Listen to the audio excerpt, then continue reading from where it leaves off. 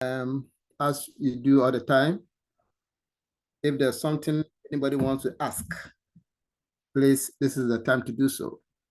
From the previous discussions and having gone through the notes, if there's something anybody wants to ask, please, this is the time. Otherwise, we move on.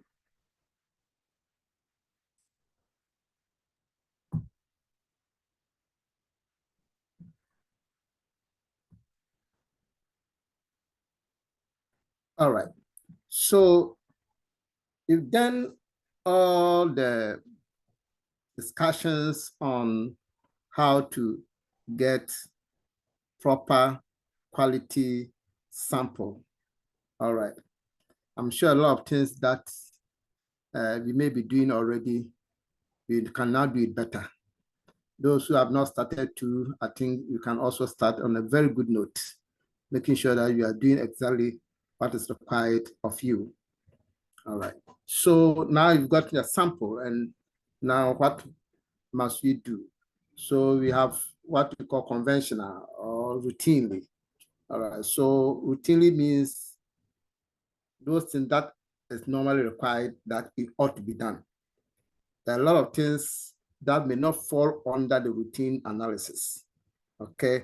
If somebody asks you, for example, you do urine routine examination, and somebody asks you, but why didn't you do microalbuminuria for me? Microalbuminuria is a special test. If you want it, request for it, it can be done for you. It cannot be part of routine urine analysis.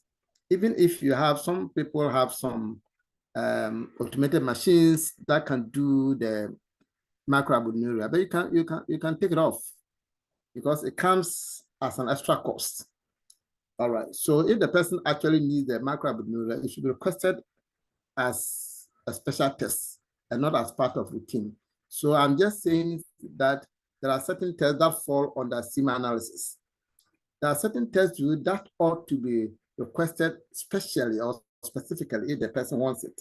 It cannot be added to the semen. If you want to add it, fine, but it may not be part of the routine semen analysis. All right. So let's check on the things that are supposed to be routinely done on semen. The other day, we tried to have a snapshot of it, and we said that we're going to look at, say, semen volume, liquefaction, the color, pH, morphology, motility, sperm count, total vitality or viability, presence of cells other than sperms, and then what is the sperm aggregates and what is sperm aggregateness. These are specifically the things that we're going to do. All right, so we start off immediately. If you look at all the things that we described, they can be grouped into two main examination patterns, either macroscopic and then microscopic. All the list of parameters that we listed, they can be classified into two. Macroscopy, those that can be done with the naked eye, those that require the use of a microscope. So we have the macroscopic, just as you want to do urine, you can have your macroscopy and then your chemical examination and of course the microscopy. In this particular one, you are having macroscopic examination and microscopic examination. Of course, things that are macroscopic are technically regarded as physical because there are things that you can easily see.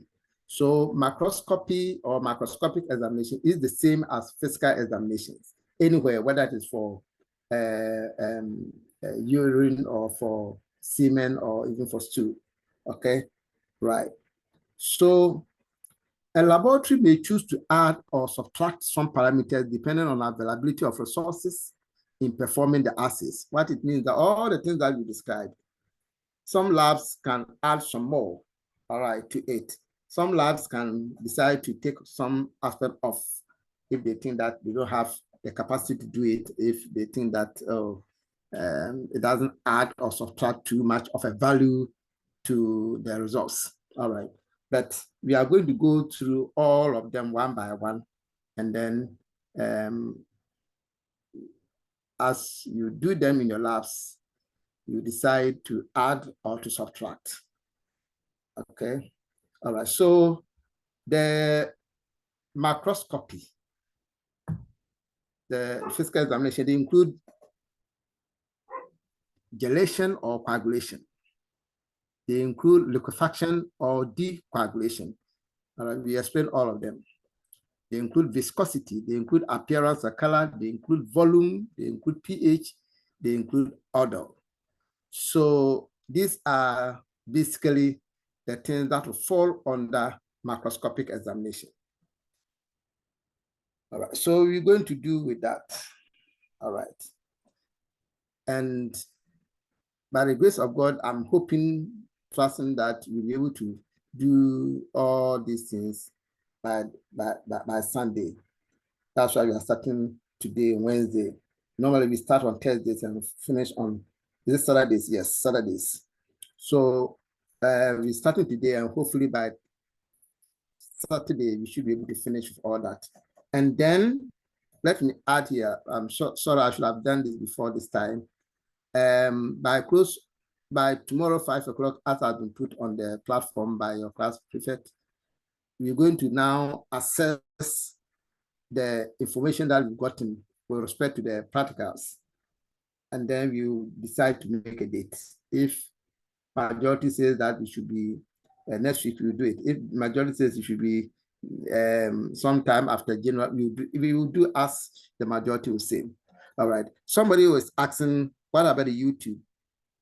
We are not going to, you see, we want to even make it even more appealing to or beneficial to all of you. So the YouTube is like somebody is doing it and then it's going to be recorded. So you are going to get a live streaming. So even if you have only 2 people who want to do the physical, you do it for them. But then that physical examination, and for that matter, the practical will be streamed live. So that will to you be your video or your YouTube. So it is rather adding value to what we proposed earlier. Instead of just doing a YouTube and posting it for you, we are rather going to do a physical one with as many people that will be available, and then it will stream live for you. Okay, so that shouldn't create any problem for anybody. All right, so gelation. Gelation is the same thing as coagulation. Okay, coagulation. Remember when we are doing the andrology, we talked a lot about the secretions that are coming from the seminal vesicles, the secretions coming from the prostate. And we said that there are certain elements from the seminal vesicles that will cause like what happens in blood, that will cause a cascading effect leading to coagulation. Okay, so we have fibrinogen-like substances coming from the seminal vesicles, then they will trigger a coagulation effect. So it is one of the major phenomenon that happens with semen immediately after production. Yes, once it's been collected. So so after ejaculation, the semen immediately undergoes coagulation. The word coagulation and gelation are the same, and they can be used interchangeably. All right, forming copulative plug. You know, copulation is like sexual activity when the man and female they meet. So they form a plug. You see, it's like at the cervix area. Once there's ejaculation, they form a plug at the cervix. All right, and then they form a block. So within that block, remember we said that we have prostaglandin. Okay, that will now try to cause the seminal so the cervix to open up. Remember we said that that is even used to induce labor. All right, and remember I told you that even with our illiterates in our villages, they know that if a woman is due for delivery and it's not, let's say it's delaying, they ask the woman to have sex with the man. And the essence is that semen contains prostaglandin. They don't know it, but that's the science. Contain prostaglandin. Prostaglandins will dilate the cervix. And once it dilates the cervix, it's like inducing labor, so to speak. So the prostaglandin in the semen will now try to open out the cervix. And then within that time, the semen too will decoagulate. All right, so that the sperms can move into through the cervix to the uterus, and then to the ducts. Right. So that is the small background science behind the whole thing. So semen should coagulate. Semen should coagulate. And of course, once there's coagulation, the gel is called coagulum. I'm sure you know this already. So that is the coagulum, and it's a thick gel. So once semen is produced, it is expected that it should form that gel. If it doesn't happen, there is a diagnostic indications that there's a problem with the seminal vesicles, because we are saying that the seminal vesicles that produces substances that will induce the coagulation. So if the coagulation is not forming, then you can know that there's a problem with the seminal vesicles. Okay, so that is what it is. And this thing should happen in the first 5 minutes of collecting the specimen. All right, so in the first 5 minutes of collecting the specimen, coagulation is observed. All right, specimen that are immobilized in the coagulum are spermatozoa that are immobilized in the coagulum are unable to move. I'm sure this one is easy to understand. That once you have a coagulum, the whole thing has formed a thick gel. Semen, sperms in it cannot move. And there is also a reason for that. All right. Let's move on to the next slide now. So the gelation of coagulum phenomenon helps provide protection for the sperm from the acidic environment of the vagina. And also prevent outflow of semen from the vagina. I think you also said something about this when you were doing the andrology. You see that once there is the coagulation takes place, it tries to assemble all the sperms and also protect them, so to speak. Otherwise, the sperms will be spread within the vaginal environment. And all of us know that the vaginal environment is highly acidic, and sperms are unable to stand acidic environment. So all of them will die.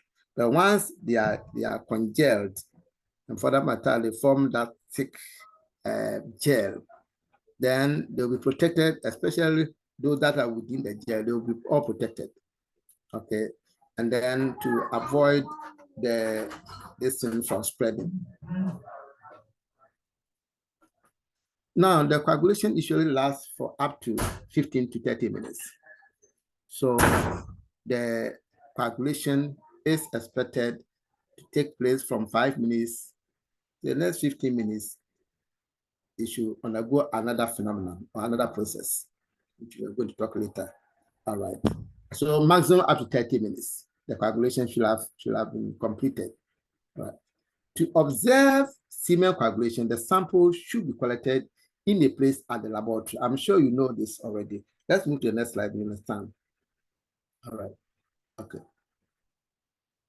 It is almost not possible to observe the coagulation or gelation phenomena on samples collected at home because the semen will normally have liquefied by the time they arrive in the lab. So if you go to the previous slide, it's saying that to observe semen coagulation, the sample should be collected in a place at the laboratory. So that if the sample is being collected in a place near the laboratory, within 5 minutes or maximum 10 minutes, it will be submitted to you in the lab, and you see that the sample has gelled. Then you can report that, yes, coagulation has taken place.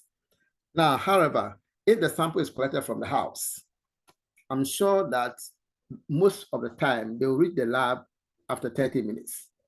And so by the time the samples come to you, it has already gone through the process of gelation. And now transcended to another phenomenon, what you call the liquefaction. So it means that if indeed you have a strong suspicion that the patient has a seminal vesicular problem, and for that matter, semen is not clotting or gelling or coagulating, then for you to be able to observe that phenomenon, the sample ought to be collected near the lab as much as possible so that you could have the benefit of examining or observing this from process within the first 5 minutes or so. I'm hoping that that issue is understandable. Right. Now, the coagulation process, as we discussed, is activated by clotting enzymes called protein kinases from the seminal vesicles acting on fibrinolytic precursors of the seminal fluid to form the gel-like clot. This is the principle. Failure of dilation is an indicator of seminal or vesicular dysfunction. I'm sure this one too, you can appreciate it because it is the, let me see what is happening here.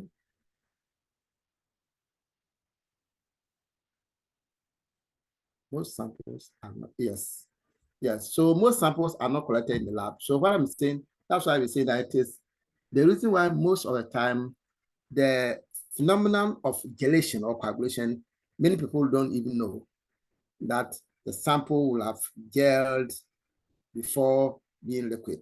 So most of the time, samples are not collected in the lab. Because they are not collected in the lab, they are submitted to you, let's say 15, 20, 30 minutes later after collection, by which time you are unable to observe the gelation or coagulation phenomenon. And I'm saying that if there's a strong suspicion, especially from a clinician, that he's suspecting that this individual has a problem with the seminal vesicles, and for that matter, semen that are produced do not gel. I've said that if semen do not gel, then they could as well cause infertility because the ejaculate, the seminal fluid that gets into the vagina are supposed to come together, and it's like to protect themselves. Okay, if they don't come together, they will spread within the vagina, and then all the sperms will die. Okay, so sometimes the problem, unfortunately, like I've said over and over again, we are not reporting on coagulation or gelation because most samples are collected from outside the lab. And once they are collected from outside the lab, we are unable to report on it. Why are you going to report on something that you haven't observed? Okay, so that is what we are talking about. Thank you. So, failure of gelation is an indicator of vesicular dysfunction.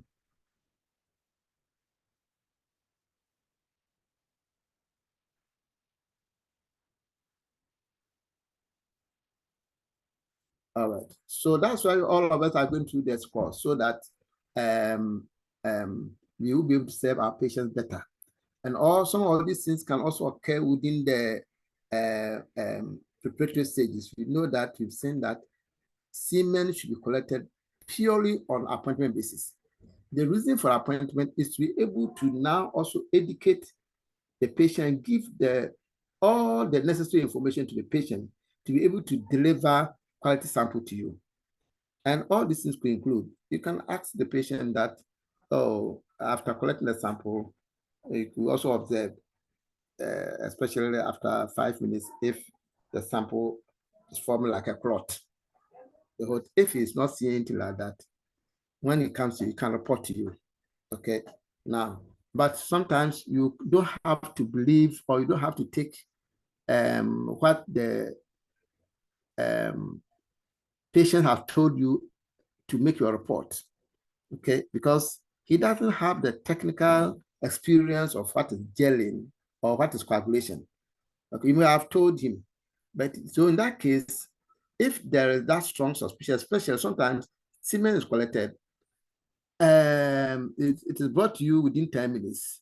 There are some people who are able to deliver semen to you within 10 minutes. And then the whole thing is like water. Okay, very watery. So you may suspect that probably the thing did not even, it is coming to you already in a watery form. Even though it is possible for gelation to last for between 10-15 minutes, but after 10 minutes, within that period, you don't expect that the gelation has decoagulated and have become liquid. So if sample has been submitted to just within 10 minutes after collection, and it is like water and it is so as it is, you yourself could suspect that probably there's a gelation failure. There's a failure in gelation. But to confirm it, you can still, in order not to waste the patient's time and everything, you can make your report and suspect and write as a comment that you suspect that there's a gelation failure, especially when the sample came to you already liquefied within 10 minutes. So once you are telling the patient that the doctor that is a gelation failure, he can now ask you to do a test to confirm it. And that will mean that now the sample ought to be collected in the lab or very close to the lab where you could have access to the result, to the sample within 5 minutes. Within 5 minutes, that's where you are going to observe gelation. So if within 5 minutes you get a sample, you're observing for gelation or coagulum, nothing's happening and the whole thing is like the liquid, then you could confirm that, yes, there's gelation failure.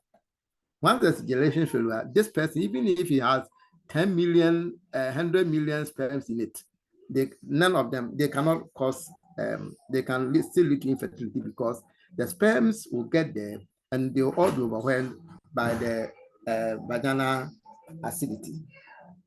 Okay, so that is what you can also add to your report.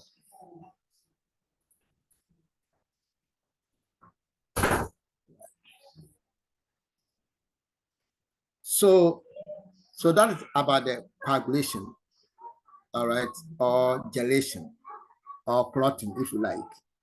Now, removal of the coagulation is decoagulation.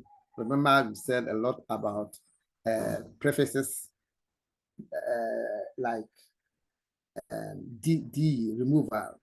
All right, so decoagulation is same thing as removal of the coagulation.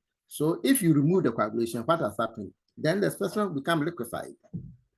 So liquefaction is the same thing as decoagulation, but people are more familiar with liquefaction than decoagulation. But we are using the word decoagulation for you to know that there ought to have been a coagulation before now being liquefied.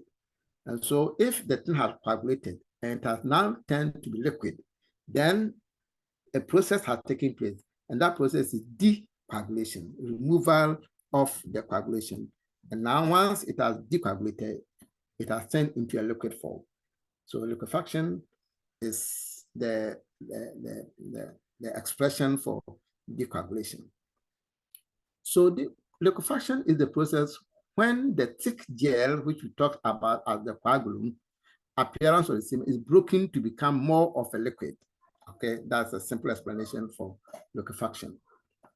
Now you see that before the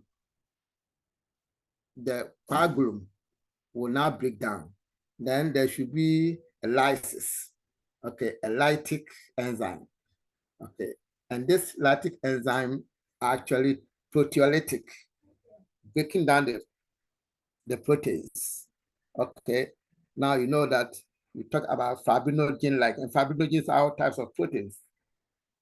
All right, so when you talk about proteolytic, you are talking about that enzyme that has capacity to break down the fibrin or the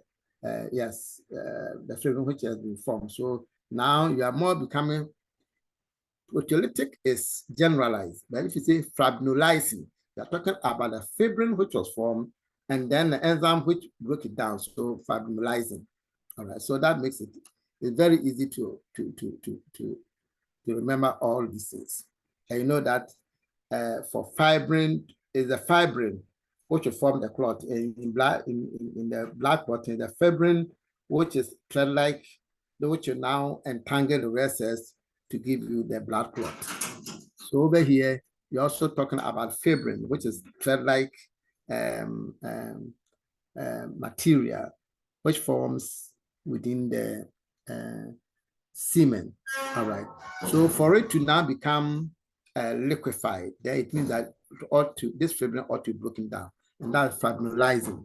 And these are enzymes. So fibrinolyzing enzymes, where they come from? They are rather coming from the prostate. Okay, so you could say prostatic proteases. Proteases are enzymes that break down proteins. And then because they are breaking down proteins, you say they are proteolytic, and more specifically, fibrinolysis. Okay, and they are all coming from the prostate.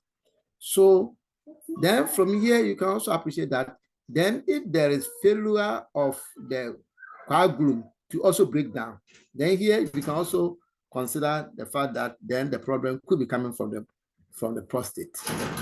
Okay, so these are some of the things that will make you appreciate the whole concept of the semen analysis very, very well. Right, so liquefaction helps semen to become more homogeneous and watery, with only some areas of coagulation, and allowing spermatozoa that are immobilized in the coagulum gain the ability to move. What it means is that all of us will appreciate that in the coagulum, the sperm's movement are inhibited or restricted. I mean, that is very easy to appreciate. But once it has now decoagulated, they become liquefied, then they become free to move around. So now they gain their ability to move. Okay, that's what the liquefaction. Okay. So liquefaction allows sperm motility and further evaluation of the semen to be done. So you know that once the sample, for that matter, semen has coagulated, you cannot do anything. You can, in fact, you can't work on it. All right. But once it becomes liquefied, then all the other things you want to do, all the evaluation, all the analysis you want to do can be done. So semen can only be processed after it has liquefied. Once it has not liquefied, you can't do anything. All right. So liquefaction of the specimen is performed by placing the sample in or an incubator. What we are talking here is that sometimes you can have a hot plate that can be regulated to a temperature of 37. So if a hot plate of a sort has been calibrated to give you a temperature of 37, it means that you can put a sample on it. As we said at that time, you can have that plate where the temperature is calibrated to 37 degrees. Okay, so in that case, you are putting a sample on the incubator. And then those of you who may be in a microbiology laboratory, you will have an incubator which you can also open and put the basic into it. So it is either on or in. You don't necessarily have to have that incubator of as if you're doing a culture. That one you put it in. But when you have that hot plate type, that one too, then you are going to put it on. I'm hoping that you appreciate the explanation. Or on the bench at room temperature. Normally, the problem with room temperature is that semen operations are done at ambient temperature, that is around 25 degrees. Okay, 25 degrees going. Normally, most of our laboratories are not air conditioned. So when the air conditioned, the room temperature may even be sometimes around 20, 19 or 18 degrees. Okay, and that do not facilitate the liquefaction process. Okay, but if you were in normally ordinary room temperature, then you can leave it on the bench where you know that the temperature is around 85 to 26 degrees. That's normal ambient temperature, room temperature. Now I'm saying that that condition has been modified to the extent that most laboratories are air conditioned with temperatures around 20 degrees. And that is not too good for the liquefaction process. So in that case, for you to be able to do the liquefaction test properly or allow the liquefaction to move on accordingly, then you necessarily have to have an incubator. I'm hoping that somebody is hearing me.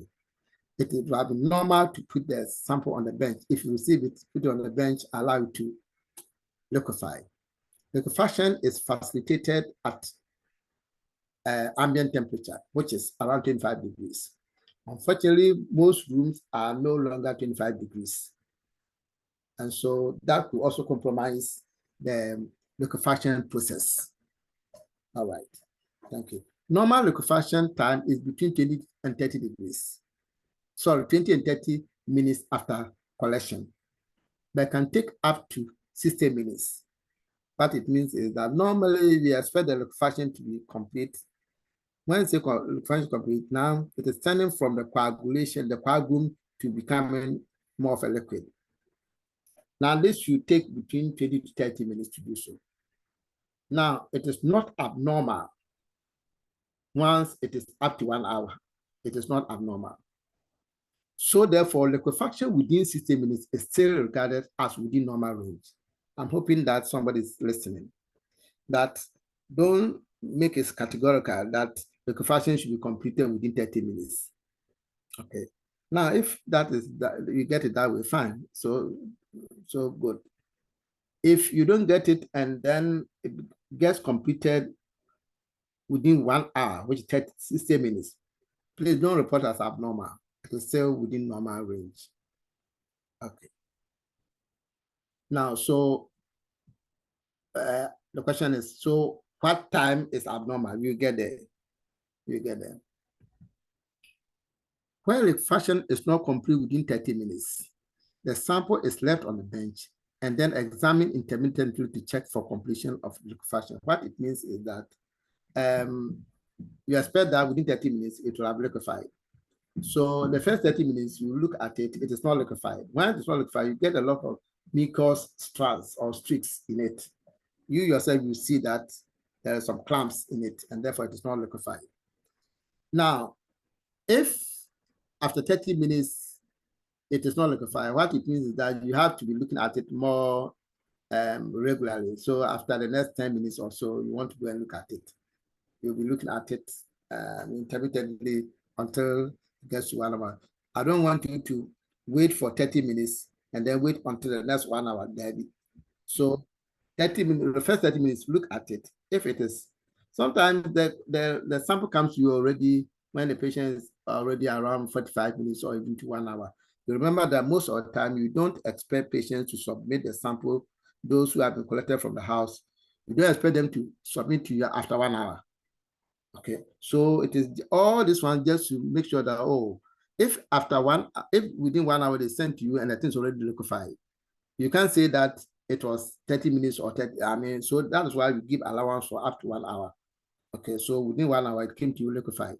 The only thing that you could not have known at what stage it transitioned from the coagulation to the liquefied. But all they are interested in is the period of liquefaction. So within 1 hour, it is liquefied. So and that is what the clinicians will want. So you give it to them. All right. So after 30 minutes, you now that is if the sample came to you earlier than 30 minutes. Then 30 minutes, you want to look at it. If the sample came to you within 15 minutes already liquefied, fine. But so it means that the sample is already liquefied. But at that point, like you go back, you will not be able to know whether it is actually coagulated before it has liquefied. You don't have that. You must probably, it's you who may want to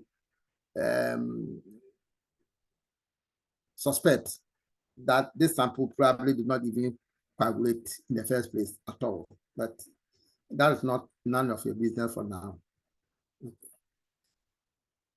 So if liquefaction does not happen on its own, mechanical and chemical procedures may be used to facilitate the process.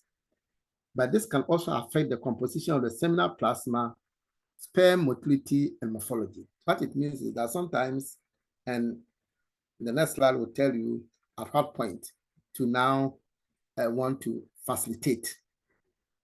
Within 1 hour is okay, you don't need any facilitation, okay? All right. After 1 hour, you may want to say give it the benefit of the doubt. Okay, see whether it will liquefy on its own. But if it's becoming too prolonged, then you may do mechanical, and now the next subsequent slides will describe what we mean by mechanical procedures and then the chemical procedures. All right. But remember, whether it's mechanical or chemical, then it is going to also affect your seminal plasma. The seminal plasma here will now be more likely about your pH.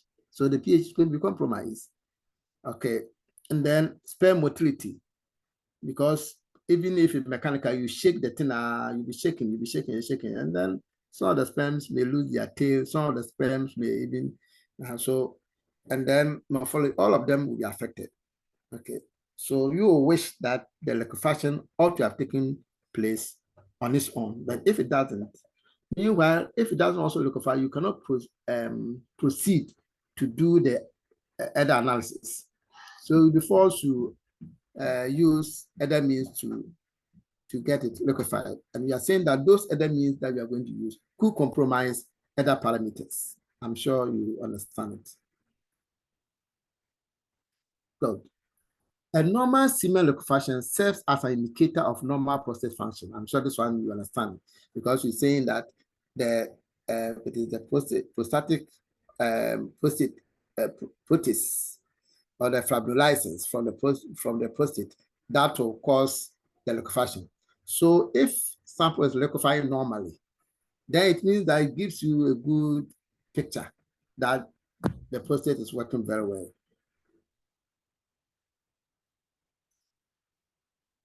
How worse or best does heat works on the liquefaction? Now, the required temperature is within, let's say, room temperature, the ambient temperature is 25 degrees up to 37. That is not regarded as heating. Anything beyond 40 degrees will be considered as heat. And remember, you talk about a heat shock, where the organisms, what do you call it, the sperms will begin even to die. They cannot withstand that heat. But up to 37 degrees, it's okay. It's okay. And that will not be regarded as heat. And below 20 degrees too, it's also not good for them. So for the liquefaction, we don't want it to be anything like in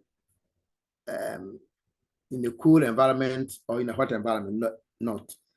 Ideally, it's between 25 degrees to 37 degrees. 25 degrees was easily obtained at our room temperature. But I'm saying that our room temperature here now become compromised by the use of the air conditions. All right. And then anything above 40 degrees to, if some people want to leave this thing on a bench, put it out where the sun is shining at it, and you know that is also going to compromise the integrity of the sperms. So all those things, I'm sure with this new information, no, it's not a new information, with this knowledge, you'll be able to now know where to place your sample appropriately to ensure that liquefaction is taking place maximally. Okay, thank you. So if liquefaction does not happen on its own, it should be recorded, as it may suggest functional disturbance of the prostate. I'm sure if the liquefaction is not taking place, you don't blame the epididymis, you don't blame testes, you don't blame the seminal vesicles. Rather, you suspect that there's a problem with the prostate. Let's look here, the last point here. Exact liquefaction time is of no diagnostic importance unless it is more than 2 hours. Okay, so what I'm saying that even though we expect liquefaction to take place within 30 minutes, if you extend to 1 hour, it's okay, it's still regarded as normal. If you extend up to 2 hours, we don't say that it's abnormal. But if it's going beyond 2 hours, then you can report it as delayed liquefaction. So it means that the timing is not too much critical here. It doesn't pose any diagnostic significance. This is what we're saying. Is that all right? Good.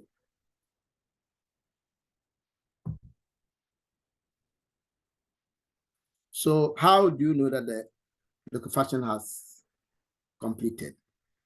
So semen liquefaction completion tests.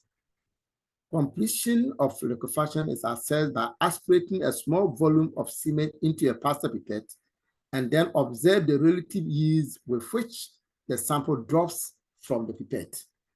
All right. This is one of the simplest tests you can do.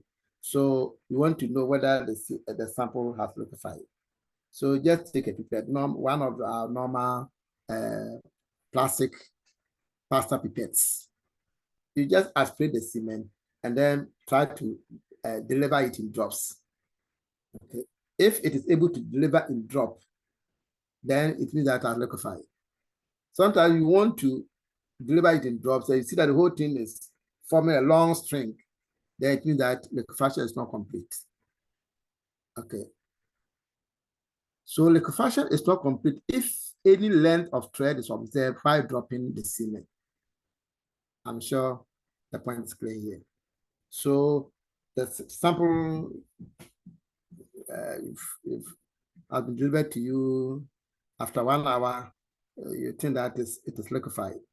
The means to check to know that it has liquefied is just the using the pasta dropping technique. You collect the sample and then you try to deliver it in drops. You see that it's dropping as if it's water, dropping. Even if there's any string, that string is very short, a short string. It is still regarded as liquefied. But if it is unable to deliver dropwise, or even if there are strings, the string should not be more than 20 millimeters. All right, it should not be more than 2 centimeters. Then that one, you say that that's liquefied. Otherwise, anything short of this, it means that liquefaction is not complete. So if for a long time the semen has not liquefied, meanwhile you want to work on it, what must you do? I've tried to explain this already. Samples which do not liquefy after 1 hour may need, must say may, because sometimes even after 1 hour, you may still want to wait a little bit up to about 2 hours. Okay. And remember that the longer that it takes is also going to have effect on your motility patterns, because motility and then the pH and all those things should be assessed after liquefaction. Okay. As we move along, especially if you get to a pH region, you see that pH can be compromised with time. The other day, I also tried to explain it, because once you leave the sample there for a period, let's say, especially after 1 hour, the pH becomes more alkaline. And I'm sure you got the explanation that, and once you get there, you also put more emphasis on that. If you leave sample there, even urine and then the semen, if you leave it there, I mean, it's a liquid form, isn't it? So one of the things that will easily escape will be CO2. And you say that CO2 is in a way an acid. All right. So once we have an acid leaving the system, then the remaining system will become more alkaline. Okay. So the pH will increase with time. And you remember that when we get to pH and we are looking at the diagnostic values, you see that once pH is high, one, we are suspecting that there's an inflammation or an infection. Okay. Two, you are suspecting that there is problem with the seminal vesicles. Okay. So all those things, you have to know them. So as you get there, you see. So the longer it takes to liquefy, remember that it is likely to affect other parameters, especially the pH is going to be affected. The motility is going to be affected, and so forth and so on. Okay, right. So to facilitate the liquefaction, we have the mechanical mixing, where the sample, after 1 hour, you are in a hurry. So you just be shaking it. You take the sample, shake it, not too vigorously, because you are likely also to cause injury, and for that matter, damage the morphology of the sperms. So not in an agitated form, but generally mix it, put it down. After 5-10 minutes, you go and look at it, you shake it again. So it means that you are now forcing it to liquefy. But that mixing is a mechanical action, okay? So that become mechanical mixing, okay? So that continuous gentle mixing or rotation of the sample is just to facilitate the liquefaction process. And so that should also be recorded. And then you also have the enzymatic. The enzymatic. Here we don't have, I'm not sure most labs have the chemicals. These are proteolytic enzymes. Bromelain, plasmin, chymotrypsin, they are all proteolytic enzymes. So you can add to them based on the quantities. Okay, and then that will also facilitate the breakdown of the coagulum to liquefy it. All right. So let us look at the diagnostic value of the semen coagulation liquefaction process. I've already talked about all of them. Just to recap, diagnostic value of the semen coagulation liquefaction process. So defect in the coagulation liquefaction phenomenon signifies the softness of the accessory gland. Okay. Now, so straight away, you know, the absence of coagulation may indicate ejaculatory duct obstruction or congenital absence of seminal vesicles or congenital absence of the vas deferens. I'm sure all these things you can appreciate them because you're saying that there is absence of coagulation. If there's absence of coagulation, it means that the flow of semen from the flow of fluid or secretion from the seminal vesicles, there's a block somewhere.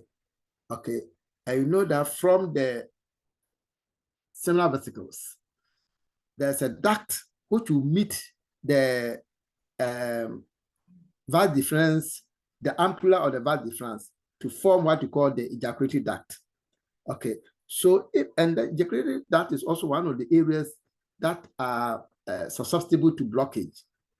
So if that place is blocked, then it means that seminal vesicles, secretion for seminal vesicles are not reaching out, are not coming out. Okay, and if they are not coming out, it means that the sample that will come out is deficient of the portion of the seminal vesicles, and for that matter, the what do you call it? The semen that will be released cannot even clot or will not coagulate because there's not enough seminal vesicles portion to the entire volume which is coming out. And then, of course, you see that in this particular case, you are even going to get low semen volume because we said that the seminal vesicles produces by way of volume, produce about 70%. So if there's a blockage somewhere, it means that the semen volume will be reduced drastically.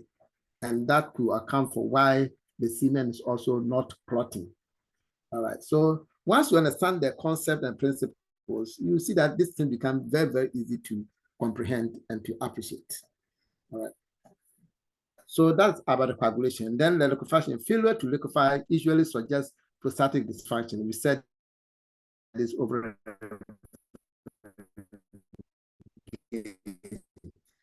a sign that there is inadequate secretion of the prostate, inadequate secretion by the prostate of proteolytic enzymes, fibrinolysis peptidases. These are all there's a problem with the liquefaction. Then you are targeting the prostate. If there's a problem with the coagulation, you are probably suspecting that there's a problem with the seminal vesicles. So that's the diagnostic value of the coagulation liquefaction process. Right. So we are looking at semen viscosity. Semen viscosity. Semen viscosity refers to the thickness or stickiness or consistency of semen. That's completely different from the liquefaction coagulation. When a thing has liquefied, is it just like water? It cannot be like water. Okay. So the thing has liquefied, okay. But is it like water? Of course, it's not like water. It is viscous. And viscous is about certain thickness. So don't confuse coagulation, liquefaction, and viscosity. A lot of people confuse that. So you should know coagulation is a phenomenon on its own. Liquefaction too is a phenomenon. And then the viscosity is the nature of the semen. Its own thickness. Okay. So it has a certain thickness. Once it, all right. Semen viscosity is measured only after the semen has liquefied. Okay, so we want the thickness of it. How thick is it? All right, good. That is the viscosity. It involves measurement of the length of the threads formed by drops following liquefaction. So now remember that it has a certain relationship with the liquefaction when it comes to testing for whether it has liquefied or testing for the viscosity. We said that when it has liquefied, when you want to see whether it has liquefied, use the dropper and then see how. So, but this one too, we want to, once it has also liquefied, you also want to see how if you are dropping it from the dropper, how long is it? I mean, you yourself will feel that if it's very thick, you see it, you see the nature. So it forms also another thick thread, and then you see that the thing is very viscous.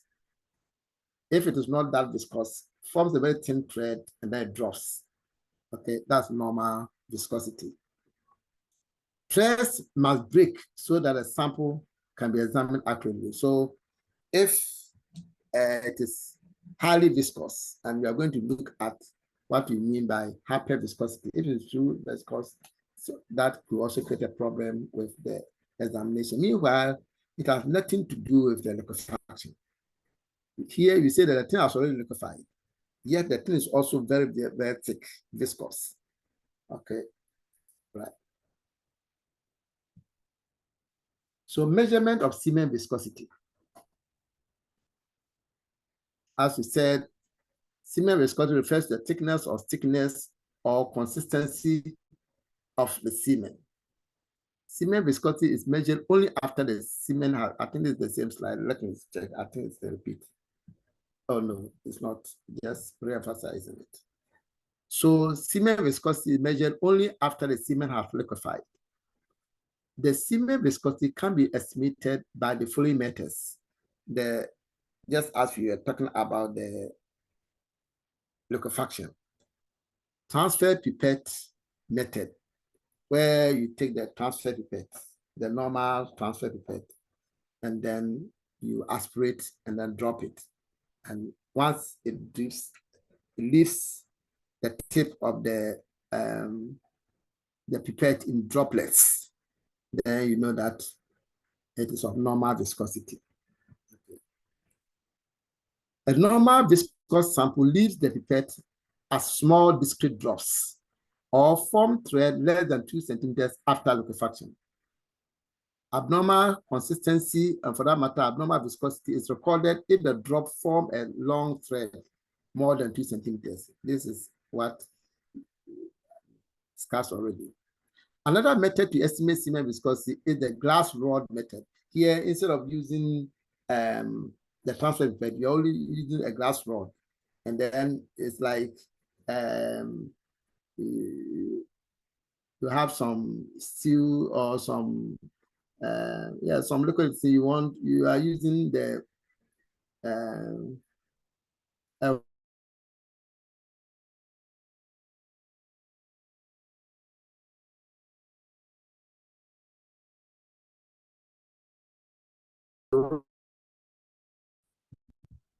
it's something that we do all the time. So a glass rod, you put it in, instead of then you just lift it. Okay, and you're observing the length of the thread. Okay, so that is all. So just say the glass rod method, and then that one, the transfer press method. That they are very easy to do. Okay, say on the semen viscosity.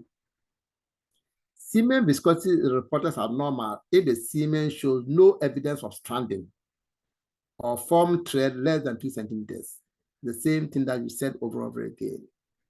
Semen viscosity is considered abnormal or increased or high if the length of the thread is more than 2 centimeters. Now, semen viscosity may be reported in one of the following ways. And if it's normal, you can say that normal, viscosity normal, or viscid, or viscous, and that's normal. If it's increased, you say that it's increased, or hyperviscid, or hyperviscous. Sometimes it can also be decreased. The thing then becomes lower than expected. I mean, you know, the normal viscosity is lower than that becomes hypoviscid, or in other words, watery. When specimen appears less viscous than normal. Okay, so this is the way to report. If it's normal, you can report that viscosity normal viscosity. Or you can say viscosity viscid, viscosity viscous. All these things are all normal reporting systems. If it's higher, thicker, then that is increased viscosity, hyperviscid or hyperviscous. And then if it's lower, say decreased viscosity or hypoviscid or watery. So then the hyperviscous semen. Hyperviscous, very viscous semen is characterized by thick, congealed appearance and remain lumpy when poured. So you see that even when you are pouring, the whole thing is very thick, and even though it has liquefied, but the whole thing is now also become very lumpy. Then it said it's hyperviscous. Hyperviscous semen causes delayed or abnormal liquefaction and interferes with further evaluation of the sample. What it means is that delayed liquefaction, when the thing is hyperviscous, by its nature is hyperviscous, then it will translate to delayed liquefaction, because in liquefaction, you expect that the whole thing should be free of lump. But by its nature too, it's already lumpy. So you see that hyperviscosity and then delayed liquefaction has some kind of relationship. Okay. Semen that remains a coagulum is termed non-liquefied, whereas that which pours in thick strands instead of drops is termed hyperviscous. This is just to differentiate between, let's say, over-delay liquefaction. It means that even after 2 hours, you have done everything, it is not liquefied. That one is non-liquefied. Okay. Then when the thing is liquefied, but it's very thick, that's hyperviscous. So you just want to differentiate between non-liquefied semen and the hyperviscous semen. These things are things that you, especially as you deal with semen, you come across some of them.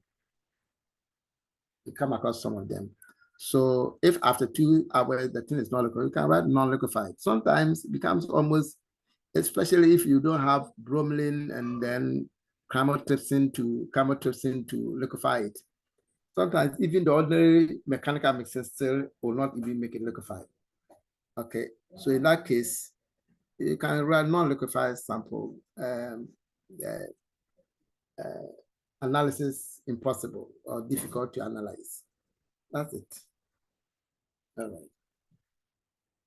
So on hyperviscous semen, in hyperviscous semen, sperms are trapped, as you know already, in the fibrous gel, and then the mucus, and may interfere with determination of sperm motility and concentration. This one's you know already.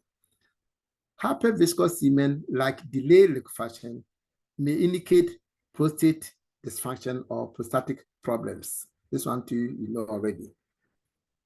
Now take note of this. Importantly, liquefaction should be differentiated from viscosity, as I've said over and over again, because abnormalities in viscosity can be the result of abnormal prostate function, which we know already. and or the use of unsuitable type of plastic container. What it means is that sometimes certain containers can also cause problem with the viscosity.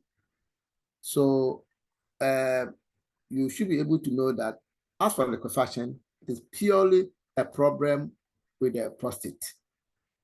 Purely a problem with the prostate. But for viscosity, it could be a problem with the prostate, which is not causing it to also liquefy properly. And could also be a problem of improper container. Okay, so improper container cannot affect the liquefaction, but it can affect the viscosity. I think these are things that, as you ponder over it, I'm sure you appreciate the difference. Okay.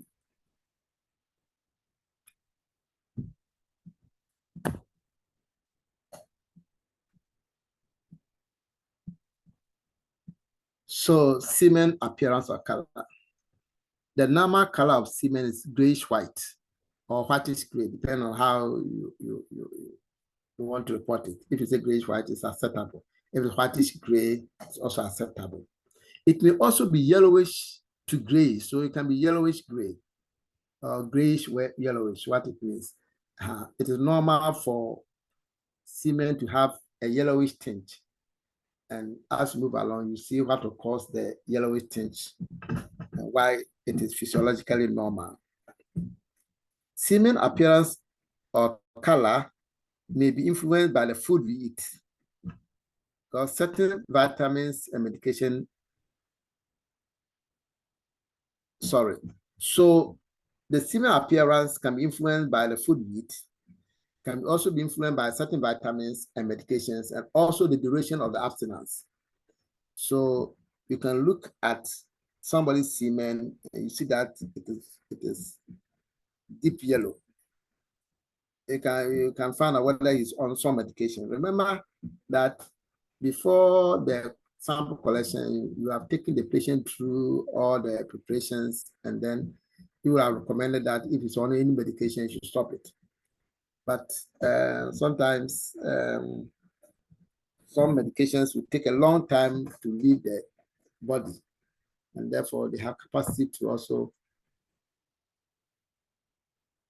gray semen. Yeah, I think I'm grayish, so that is it. So it cannot be. If you say something is pinkish, that means that it is not completely pink, but it has it's more towards the pink. Okay, if you say reddish, it doesn't mean that it's completely red, but it is more towards seeing it as red. So if you say grayish, it means that it cannot be totally gray, but it is in tune with a gray color, something like that. So that's why I say grayish. Say yellowish, it means that it's not the complete yellow color that you know, but it is getting to that coloration of a sort. So semen may appear transparent, that's clear, for short abstinence period.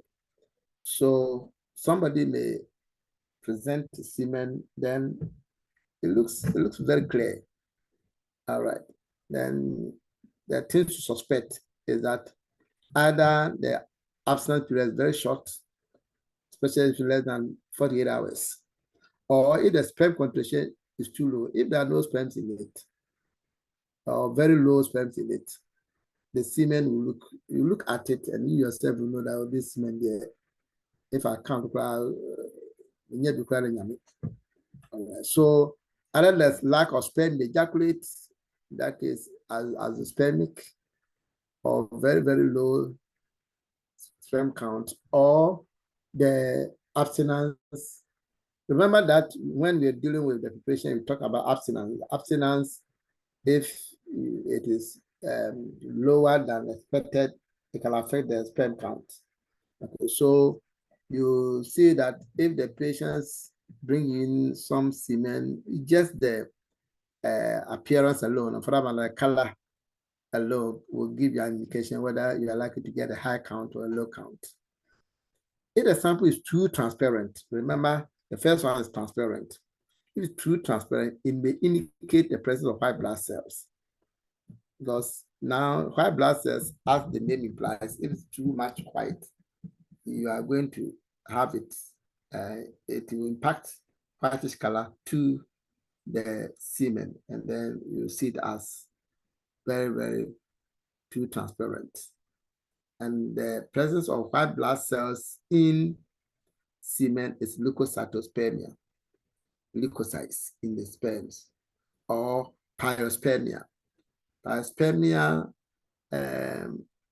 is virtually the same thing as leukocytospermia. But here you're talking about past cells. It means that there is pyospermia, past cells. It means that you are expecting that there is some infection somewhere.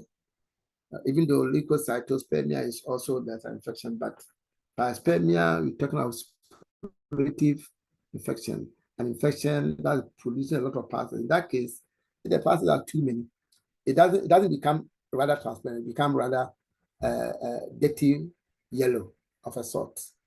Okay, right.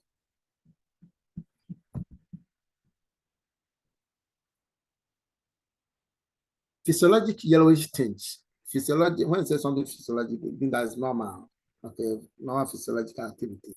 Physiologic yellowish tinge in semen sample may be due to prolonged abstinence, as you said already, caused by a carotene pigment. Okay, right, carotene. I'm sure a lot of us know carrots, and if you take in a lot of carrots, I'm sure you're going to have high volume of carotene, and then it can also affect the semen color. Foods that are high in sulfur, and here they include garlic, may result in the man producing semen with a yellow tinge. So you see that when your semen is yellowish, you already associate with something that you are eating. Okay. Dark yellow color may be due to certain vitamins or drugs or jaundice condition. This one you know already. Dirty yellow semen suggests the presence of past cells in the semen. So, like I said, leukocytospermia and pyospermia, they appear the same, but pyospermia are talking about more of past cells, and past cells are talking about the polymorphonuclear leukocytes, and they are more of, when you talk about suppurative infection, you're talking about an infection that produces a lot of past cells. Okay, and that in that case, for example, if you have an infection by Neisseria gonorrhea, and you have infection by, let's say, E. coli. Neisseria gonorrhea is pyogenic. When you say pyogenic, it produces a lot of past cells. Meanwhile, normal E. coli doesn't produce too much of past cells.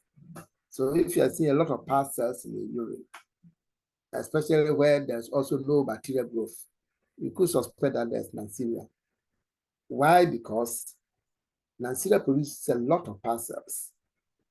And Neisseria will also not grow on clay. Normally, traditionally, you plate our urines on clay medium. Neisseria is a fastidious organism that will not grow on ordinary clay. So if you have a urine, you did a urine, there's too much past cells, yet there's no culture, does not grow anything. You have to be able to suspect Neisseria infection. Okay, so they're saying that when you're talking about leukocytospermia and the pyospermia, they look the same.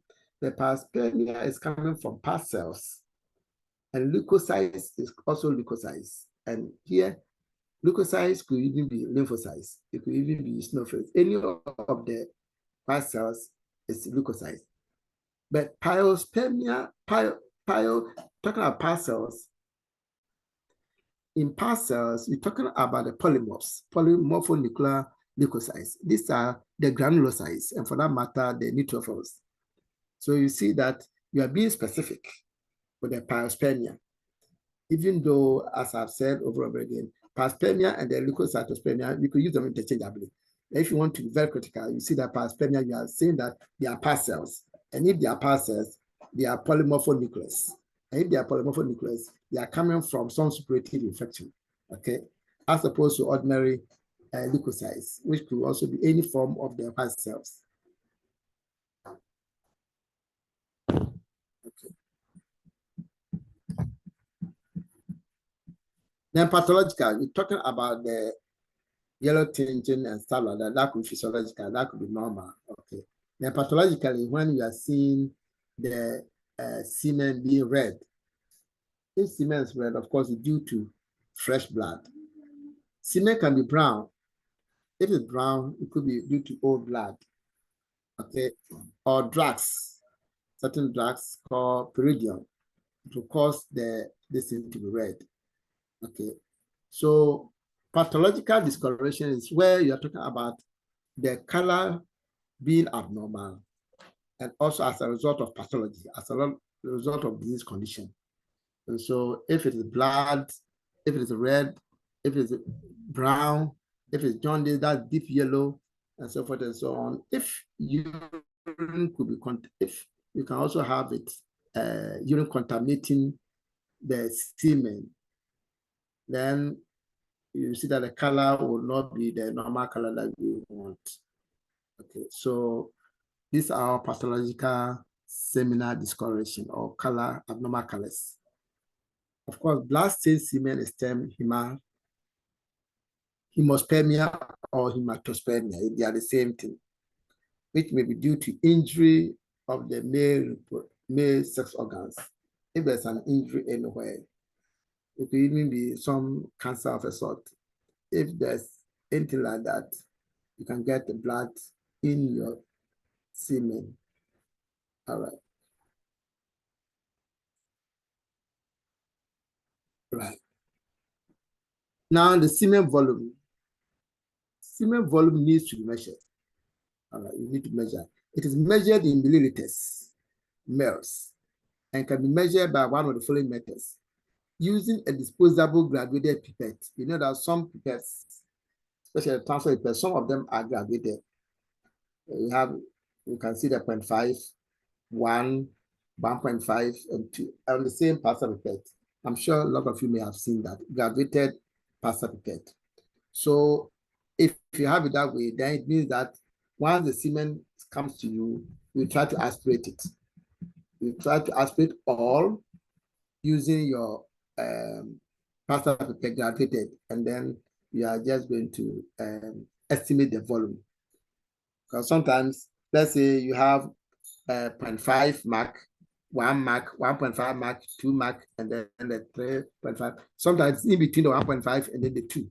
So it means that you have to make an estimation. All right. So that's what it is. Now, using a 10 mil measuring cylinder with a graduations to the nearest 10 to the nearest 0.1 mil, what it means is that I'm sure all of us know about measuring cylinders.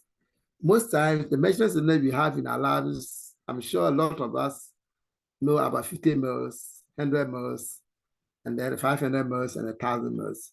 Most of us don't know about the 10 mil measuring cylinders. There is a 10 mil measuring cylinder, small one, and it's every mark on it is 0.1. Okay, as you have with, let's say, 500 mil measuring cylinder, you know that each mark is, let's say, 1, 2, 3, then so forth and so on. But if the small measuring cylinder is just 10 mils, has a volume of 10 mils, then each mark on it is 0.1.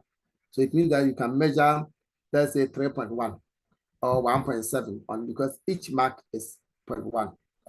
All right. So that is if you have the 10 mil measuring cylinder. You can use the 20 mil or the 50 mil because each mil, those ones, the marks are 1, 2, 3, 4. So if I have 2.3, how am I going to get it? Okay, so but if you have a 10 mil measuring cylinder, you can get 2.3, you can get 1.1, you can get each, at least because each mark is a 0.1. Then the next method is weighing, the weighing method. So you weigh the sample you weigh the semen sample. And what you do is that you take the pre-ejaculate weight. What it means is that the patient is coming to you for the container. So you weigh the container. So you can write the weight of the container on the container itself. If the container weighs 5 kg, so it just write it. Okay. Now you write it on it, and then you give it to the patient. The patient goes to ejaculate, masturbate, or do anything, and produce the sample into the container. So once he brings the sample, the first thing to do, whether it has, you don't care whether it has coagulated or not coagulated, or it has liquefied or not liquefied, no. So you also take the post-ejaculation weight. So you give the container to the patient. Before you give the container to the patient, you weigh it. You record the weight. Then when it comes back, you are not waiting for whether it will, the first thing to do is also weigh it again. So once you weigh, the difference is the weight. I'm sure this one is from elementary school. The pre-ejaculate weight and the post-ejaculate weight, the difference is the weight of the semen sample. I'm sure this is clear. So once you get the weight of the semen sample, you use let me read this one. The weighing method is highly recommended because it avoids loss of volume associated with a transfer of semen from the sample container to a measuring cylinder or a pipette. Remember that we said that you either use a pipette, a graduated pipette, or use a measuring cylinder.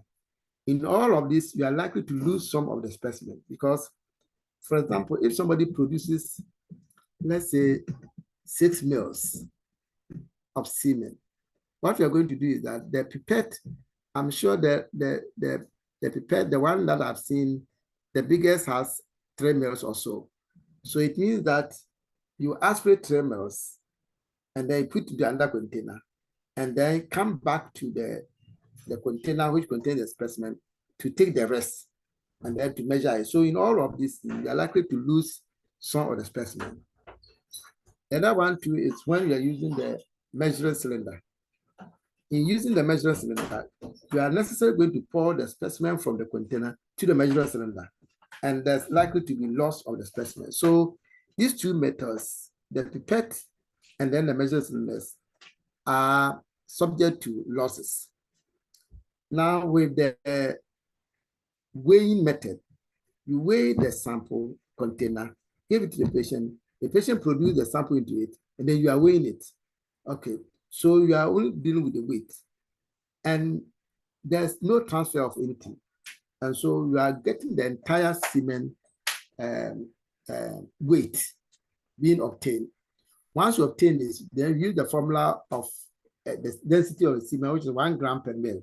So it means that every gram of semen is equivalent to 1 ml. Okay, every gram of, so if you weigh it and you had, let's say, the pre-ejaculate weight, let's say 5 kilograms. Is it 5 kilograms? Let's say 5 grams. And then the post-ejaculate is, let's say, 8.3 grams. So it means that the difference is going to be 3.3 grams. This 3.3 grams is the weight of the semen. And since 1 gram of semen is equivalent to 1 ml, then it means that the difference, which is 3.3 grams, is going to be 3.3 ml. As simple as that. Okay, so that is the weighing method.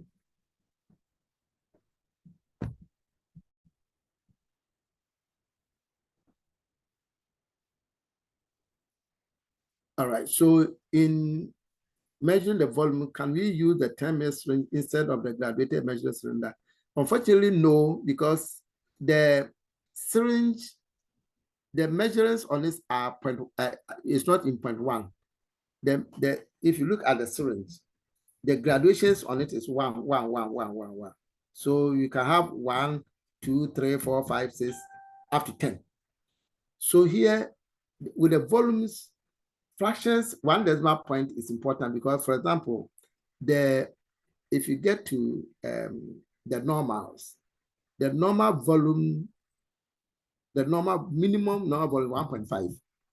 Okay, so it means that 0.5, which is 1 decimal point, the decimal point is very, very important.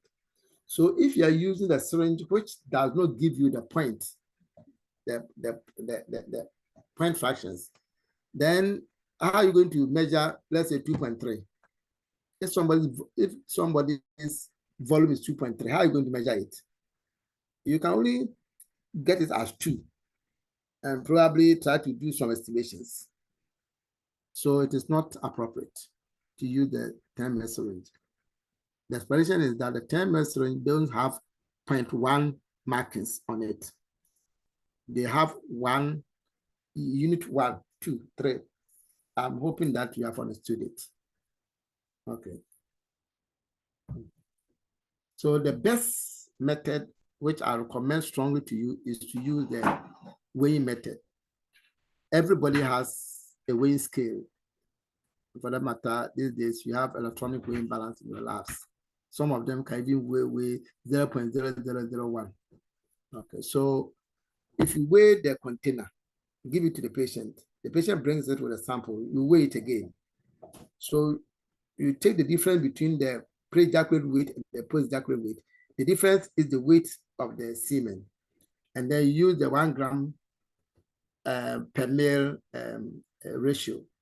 And so 0.1 will give you 0.1 gram will give you 0.1 ml.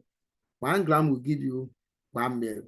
So any difference that you get, that difference can be converted to mLs. If you have 3.8 grams, it should be converted to become 3.8 mLs. As simple as that. Thank you.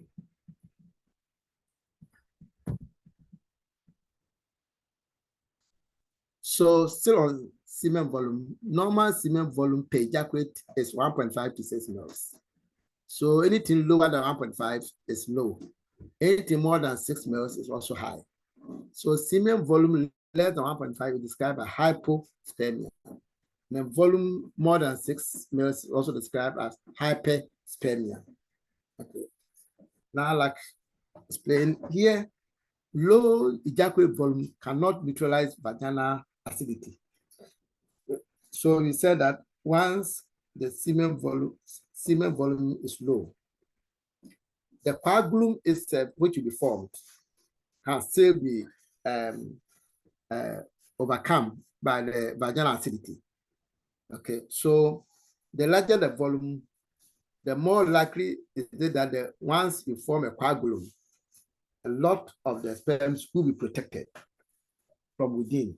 But if it's very small, less than 1.5 mLs, that 1.5 mLs, even if it coagulates, it will still be consumed by the vaginal acidity, and that could still lead to infertility.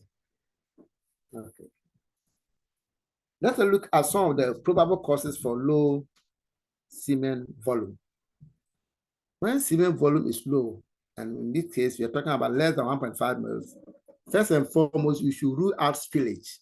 So the patient comes to you that produce a volume which is less than, you use the weighing method, the weight method, and the difference in the weight is less than 1.5. So in effect, the volume is going to be less than 1.5. The first thing is to ask the patient whether there was a spillage. You have to ask, once it tells you that there was a spillage, then it means that probably it's better to request for a rebook and let the patient do the writing. Okay, so you have to rule out the spillage or incomplete semen collection. And we talk about the incomplete semen collection, especially if the patient used the coitus interruptus. And this one, we repeated over and over again that in coitus interruptus, mostly the first shot, we talked about the initial fraction will always be lost. Most often will be lost. Okay. So if the patient use the coitus interruptus and the volume that is submitted to the lab is less than 1.5, you are likely to suspect that some portion of the semen will have been lost through the collection. So you rule out that one. That is more like physical.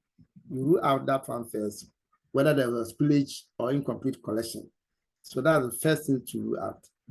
If you rule out one, then the commonest cause. So if there was no spillage, the person also reports that he used masturbation. That means that the first options are off. There was no spillage. He also used masturbation, and for that matter, incomplete semen collection was also ruled out. Okay. So the next commonest cause of the low volume will have been retrograde ejaculation, which we have discussed over and over again. And we say that here, retrograde ejaculation will be partial or incomplete. Remember, we said that if it's complete retrograde ejaculation, what will happen? You have aspermia. No, everything will, if it's complete retrograde ejaculation, all of it went into the bladder, and therefore there won't even be any volume for you to measure and say that it's low volume. There will be aspermia. So once some volume have come, but the volume is small, then you can say that there is, if there's retrograde ejaculation, it's partial retrograde ejaculation or incomplete retrograde ejaculation. The more explanation is that when the semen volume is low, especially when it's less than 1 ml, immediately a urine sample should be collected immediately after the ejaculation. The urine specimen that's collected is centrifuged and microscopically examined for spermatozoa. The presence of substantial sperm in the post-ejaculatory urine specimen confirms retrograde ejaculation. So you see that this one, you wouldn't even wait for the doctor to request for it. You yourself will want to go extra mile, and then we'll have diagnosed retrograde ejaculation, and the doctor will appreciate, will love you for your report. Okay, right. Still on the low semen volume. The bulk, all of us know that the bulk of the semen volume is secreted by the seminal vesicles. So a low ejaculate volume generally reflects abnormalities with the seminal vesicles, where the seminal vesicles may not have even developed very well, including infection in the seminal vesicles. So you have ruled out, let's say, retrograde ejaculation. The next thing is also suspect that there's a problem with the seminal vesicles.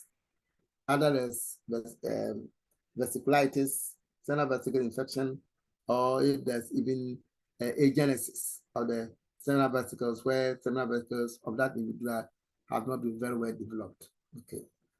There's also low semen volume with no, especially with no sperm or severely low sperm count, could be secondary to ejaculatory duct obstruction, like I tried to explain earlier.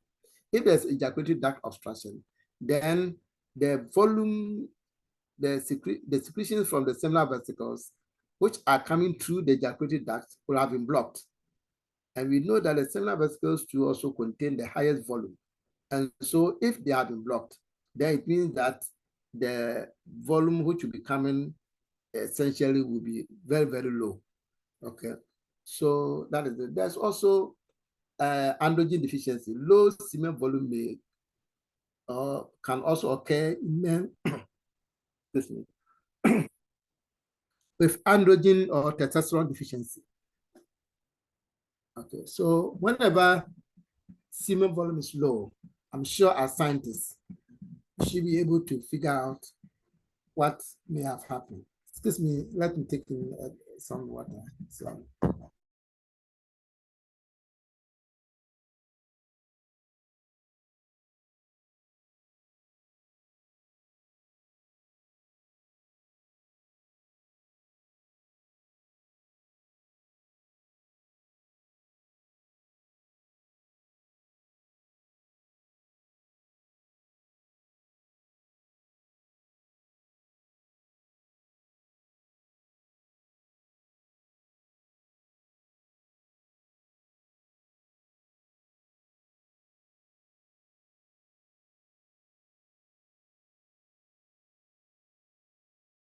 Hello, sorry, I'm back. I was nearly choking.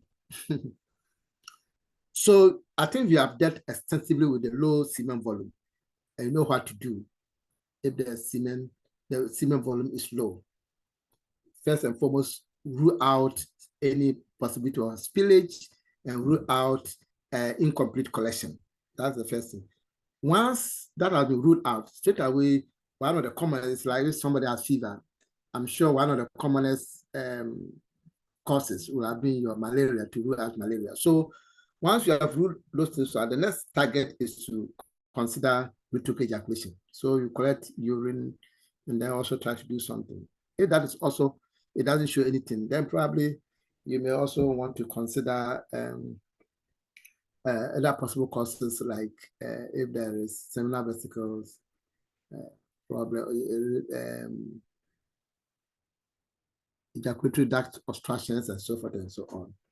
All right. So then it means that you are not just doing a test, but you're also understanding every parameter, what it means and what could be done. All right. Then hyperspermia, when semen volume is more than normal, more than 6 mils. They're usually found after long periods of sexual abstinence. And remember that we said that normally to avoid some of these things, we want to probably collect the semen within maximum 7 days. All right. And once it is within 7 days and the volume is still more than 6 mils, then you could suspect varicocele. Varicocele has been found to be associated with large volumes of semen. Okay, so that's high semen volume tend to dilute sperm concentration. Remember that the volume of fluid is the number of sperms may be normal, maybe the same, but the fluid portion is now more. So if the fluid portion, then at the end of the day, the concentration is going to be low. All right. So if concentration is going to be low, then probably the person could have been of normal count. But because of the high volume is giving us an indication that the patient has low sperm count. But if, on the other hand, the patient has large volume and the count too is normal, probably the recommendation is that the patient don't need any treatment. Okay, the patient don't need any treatment. All right. But you leave that to a clinician anyway. But in case a clinician will ask you your opinion, like, oh, now it has a large volume, nearly 8 mils, but the sperm count to everything is normal. So just leave it. Just leave it. Because if you want to go into a cause a reduction in this, and that could also trigger a whole lot of complications. All right. We are going to have this as our last slide. I'm tired, and we can continue tomorrow. God willing. So the pH, semen pH, yes.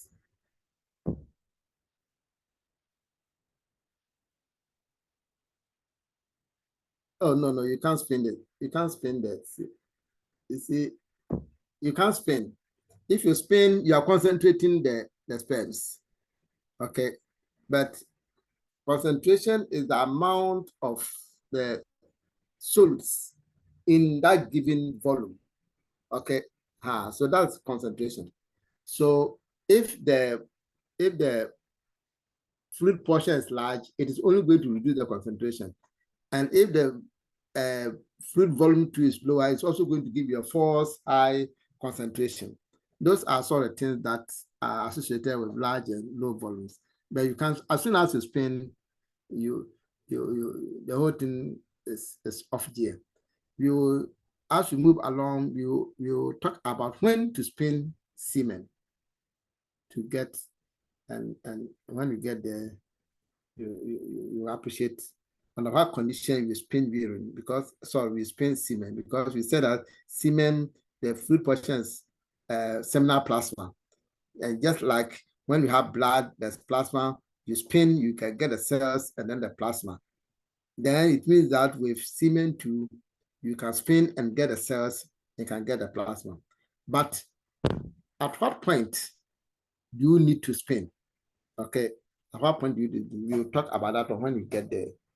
Now it's like when you have HB, and then you said, okay, the HB is, thank you, the HB is very low, so I want to concentrate, I want to spin the sample and take the HB. I mean, you get a false high HB, but who are you deceiving? Okay, so if the volume is high and you do your sperm count and the sperm count is normal, hallelujah, just you can just write a report. Of course, you can write that as hyperspermia, that's high volume, but it doesn't have, it has virtually no diagnostic significance. So the pH of seminal fluid reflect the balance between the pH values of the different ancestral glands. What it means here is that at the end of the day, we want the semen to be alkaline. We want the semen to be alkaline because it's going to go into a region which is highly acidic. So if it's not already in an alkaline position, then the situation is going to be worse once you get into the vagina. Remember, the final thing is that the semen or the sperm will have to travel to the female reproductive tract and go and fertilize. That is the master plan. Okay, so anything that will hamper that kind of narration is going to cause infertility. Okay, so if the semen is not acidic, sorry, if the semen is not alkaline, it's going to have a problem. So that once it's highly alkaline, it goes into the vagina, and if there's anything at all, there's going to be a buffering effect so that the vaginal acidity do not overwhelm the seminal fluid. All right. So there must be a balance of alkalinity. Remember, we said that large volume is coming from the seminal vesicles, and you have another proportion of between 20 to 30% also coming from the prostate.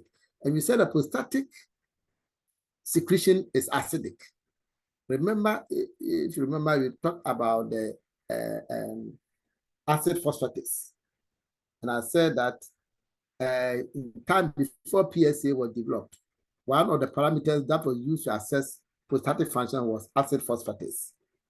Okay, so if you forget anything at all, don't forget about the fact that acid phosphatase got to do the prostate, and therefore it makes the entire prostate secretions acidic.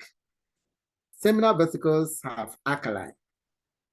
Okay, so we need to now, and then the entire semen should also be alkaline. What it means is that the seminal vesicles should have enough of the alkaline to be able to now, when it mixes with the prostatic acid, should still give you a balance of an alkaline.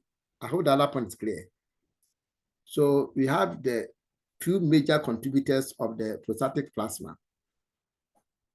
Sorry, of the seminal plasma, seminal vesicles and the prostate. Prostate portion is acidic. Seminal vesicles is alkaline. We want the end result to be alkaline. So it means what it means, the seminal vesicles should always overwhelm the acid component of the prostate. So if at the end of the day you check your pH of the semen and it is getting to acid, what it means is that the proportion of the seminal vesicles is not contributing enough. Once it's not contributing enough, the prostatic acid is taking over and making the entire the total end result of the distance to be acidic. I hope that point is clear. Good. So once you understand from that angle, you always appreciate when the thing is too alkaline, what it means, and when it is too acidic, to what it means. Okay, but the normal semen pH should be between 7.2 to 8. Some make it up to 8.2. But you see that 7.2 to 8 or 8.2 is still alkaline. Okay, so this is the normal range of semen. Right. So measurement, the pH should be measured after liquefaction. We said already.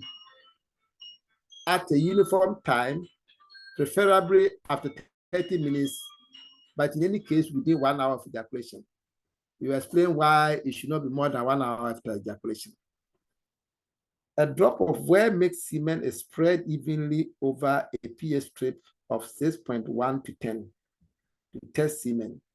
Over here, I've seen situations where people are using the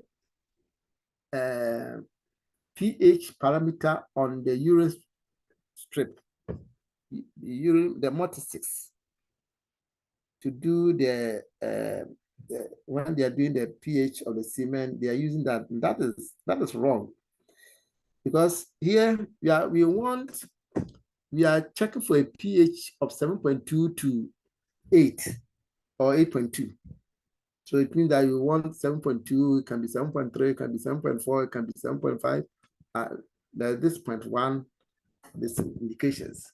So you want 7.2 to 8 or 8.2. If you look at the pH parameter or the pH strip on the urine multi-6, you see that start from, is it 5.5, you go to 6, then go to 6.5, go to 7, then go to from 7, go to 7.5, go to 8, goes to 9. So you see that, where are you going to get 7.2? So if the semen is normal, on the strip, you don't have 7.2. We have maximum 7. We have, I think, 5.0, 5.5, 6, and then it goes to 7, then it goes to 7.5, and it goes to 8. So you are going to miss out. So we have a special pH strip that falls within this range, 6.1 to or 6 to 10. So that if it's 6 to 10, they have the range, all the ranges that will detect the pH of the semen for you. I'm hoping that somebody is listening and understanding it. Don't use the pH strip or the pH pad on the urine stick, because the value that they give fall outside the normal range for the seminal measurements. Okay. All right. So let's look at errors in determining semen pH. May occur with inadequate mixing of the semen sample. Remember that we said that semen is produced in bolus or in spurts. So it means that one portion will come, second portion will come, third portion will come, fourth portion. So each portion has its own contents. Okay. So if you don't mix it properly, then it means that you are not going to get a uniform pH. You can dip your strip, you can get a different, the same semen sample. Somebody will also come and dip the pH and also get a different results, because the sample has not been mixed. So it depends on where a certain portion is. That's where it is going to give you the result. So it must be thoroughly mixed so that all the different portions of the seminal fluid, the fractions, will can mix together so that you can get a uniform pH. I hope the point is clear.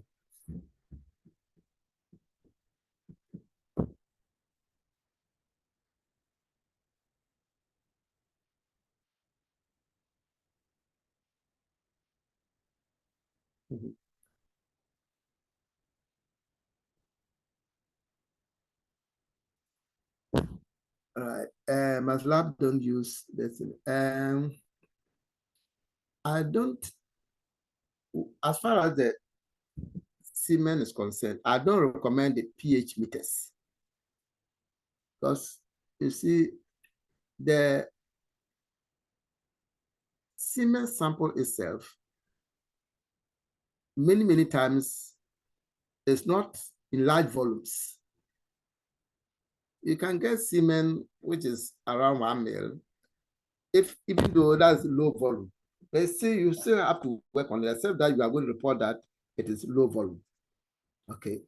Or if you give you 1.5 or 2 ml, a pH strip, you know that the thing have to, if you are taking the pH of a certain fluid, the meter will have to be immersed in the specimen properly. And if you have talk about a semen sample, which is just about 2 mils, how are you going to? So I personally will not recommend a pH strip. But you have, sorry, I will not recommend a pH meter for the reason that I've told you. But well, that's optional. But I don't think that the pH meter is most appropriate for especially semen. But you have um, pH strips, very cheap, of different ranges. So you have to tell the supplier the pH strip, the range that you want, the pH strip range that you want. That's all. If you want a pH range of 6 to 10, it will send it to you. And that is what you are using specifically for your what do you call it, for your semen analysis. They are it's paper type, the litmus paper type, where it has been calibrated to give you a pH of between 6 to 10. They are very, very cheap. I said that people don't request for it. That's what I recommend.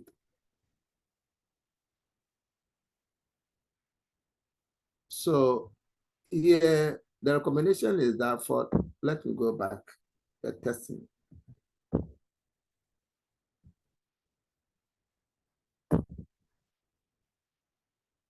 So a drop of a well-mixed semen is spread evenly over a pH paper strip.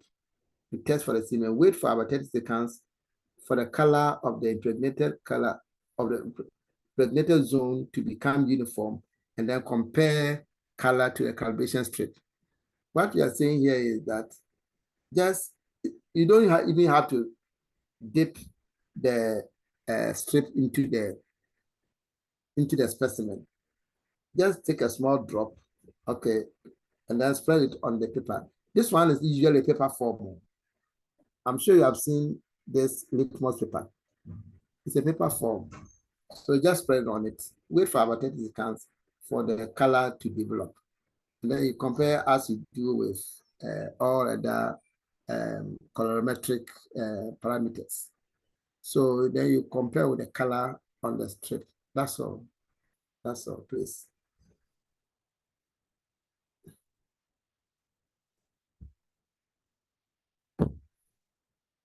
Thank you too.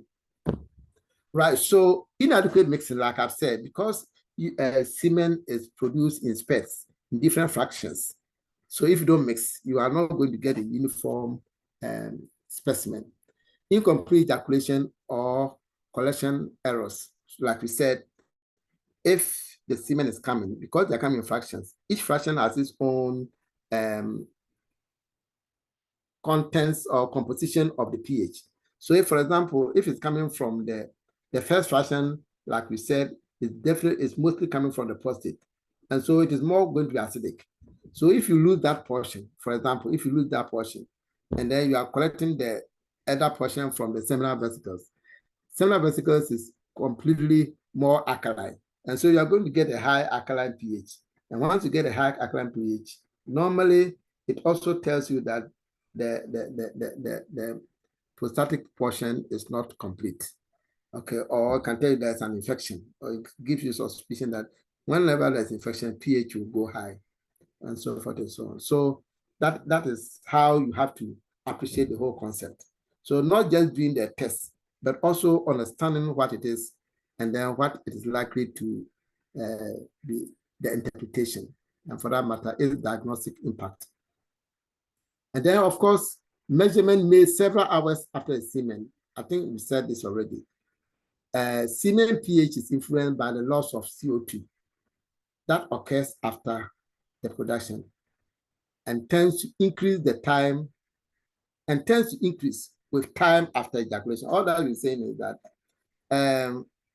when semen is allowed to stand for a long time, there's loss of CO2. And the loss of CO2 will tend to come along with increase the pH. When talking about increasing pH, it means that if it's supposed to be 8, it can become 9. You increase the pH, it means that it become more alkaline. Remember, we said that CO2 leaving a system, CO2 in itself is taken as an acid.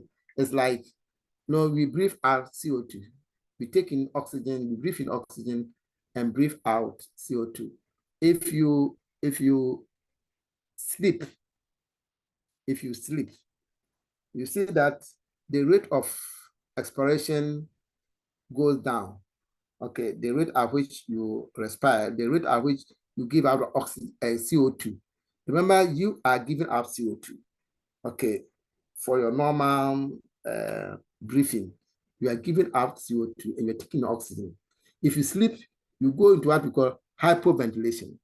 Hypoventilation means that the rate at which the CO2 is coming out is what? Is reduced.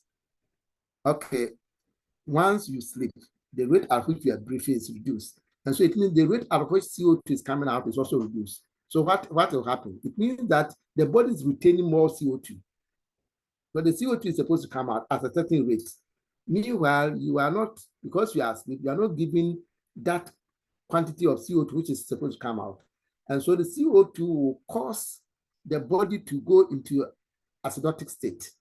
They call it respiratory acidosis. In the respiration, the rate at which you have to respire or the rate at which you have to breathe out, you have reduced it. That's respiration.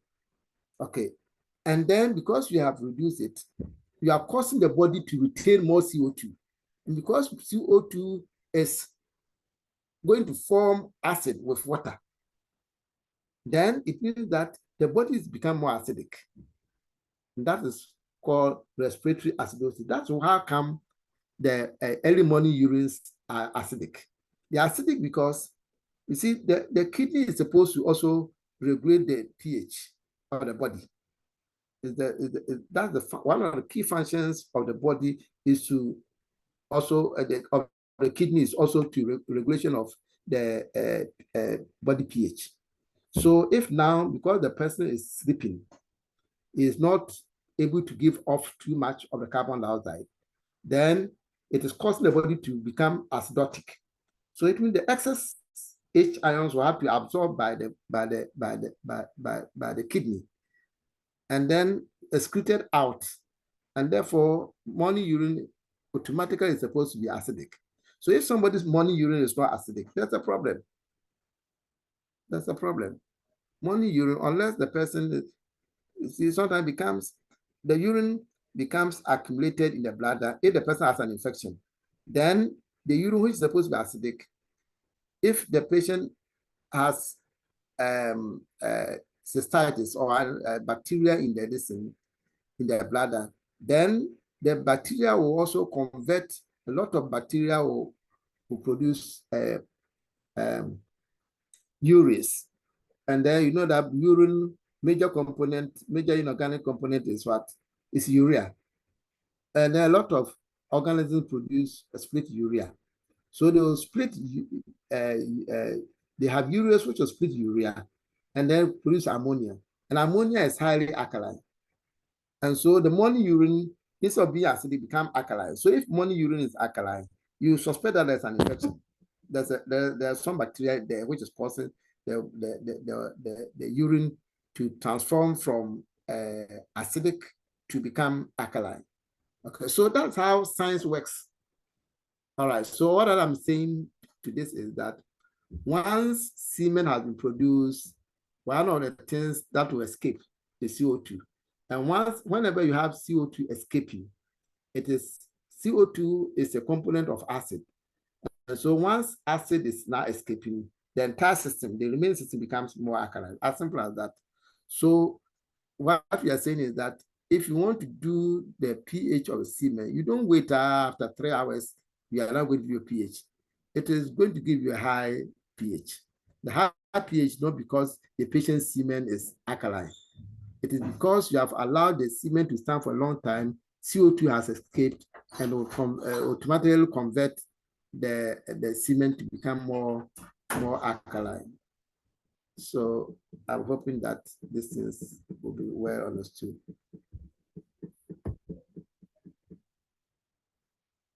All right.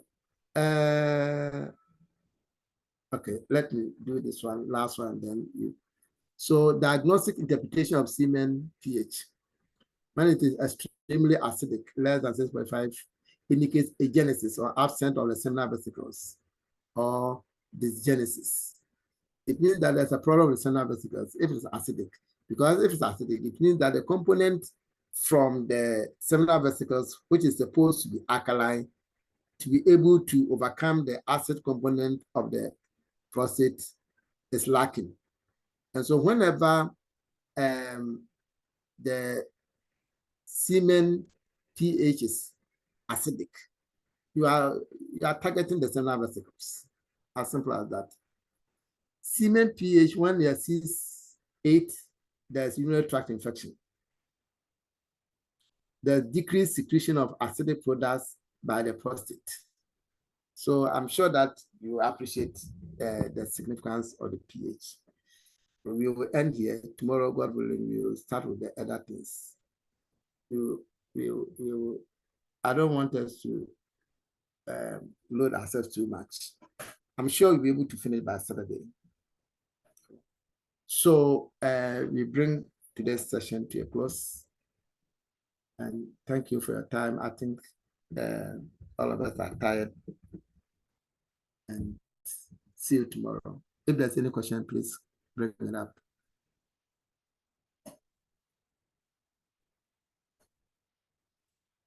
All right. So, okay. Okay, thank you. All right. So, see you tomorrow. Good night. And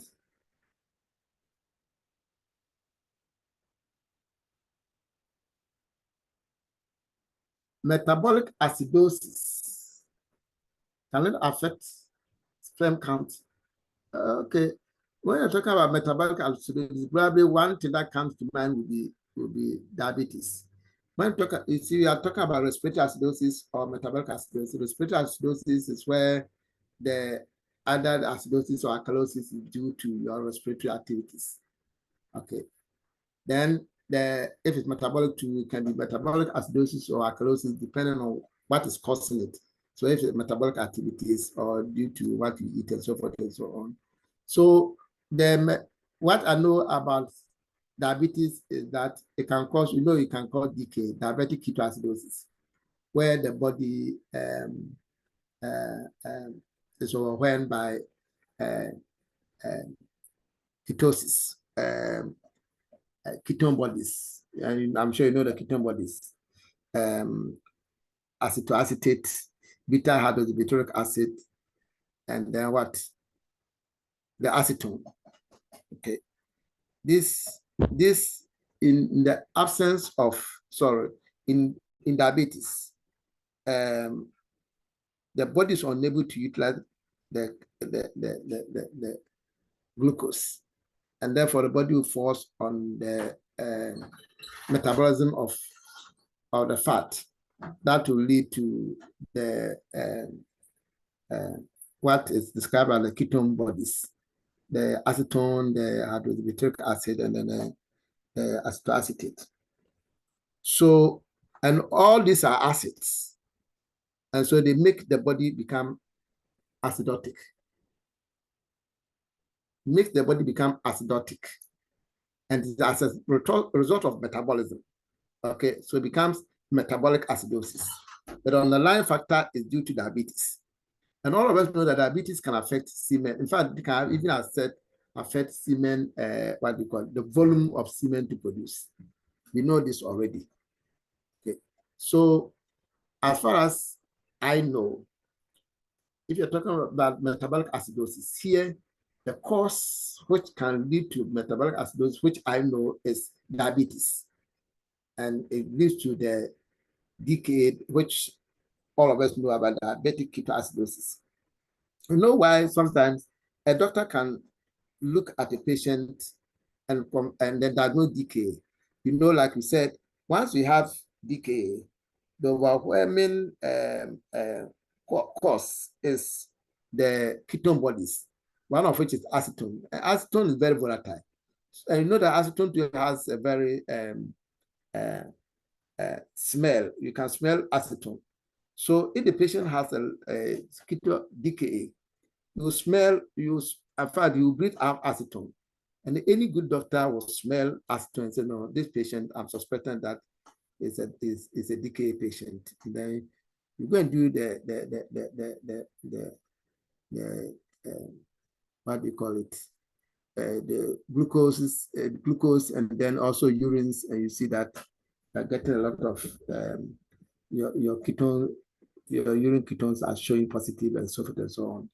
So that is what I think I can tell. But as to whether it will have effect on the pH of the semen, that one I don't know much. But what I know is that for metabolic acidosis, one of the issues we'll be dealing with is diabetes. But diabetes too can cause low semen volume. If you cause low semen volume, it is also possible that it means that the portion from the seminal vesicles has also become low. And that in that case, your semen can also become, I think if you do that analysis, I'm sure scientifically it can work out, but I'm not sure it can be generalized that metabolic acidosis will give you semen pH to be acidic. I don't know whether I'm making a point. I cannot make that generalization, but I know for sure that diabetes is one of the conditions that can give you metabolic acidosis, clinically called diabetic ketoacidosis. And I know as a fact that diabetes is one of the causes that can give you low semen volume.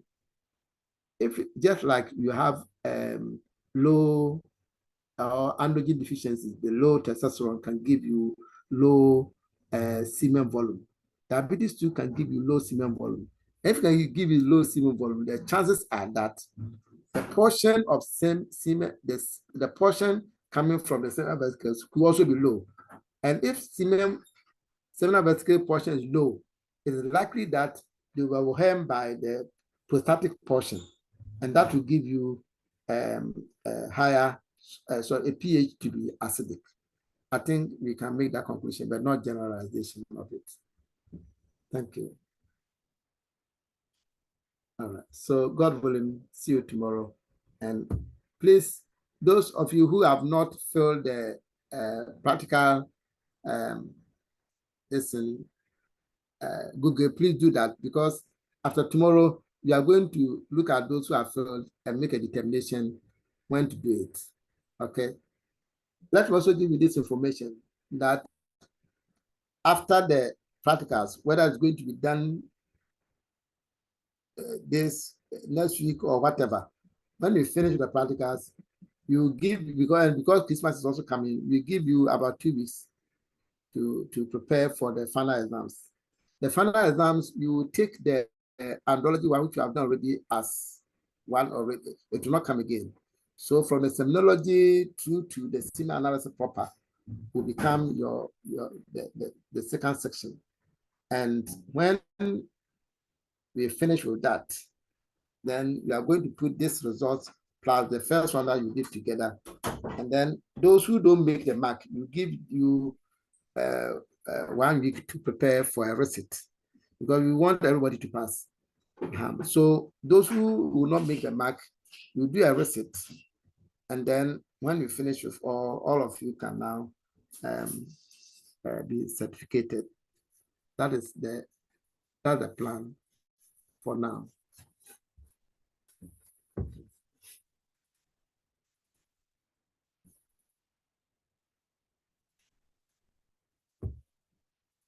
All right. Good night.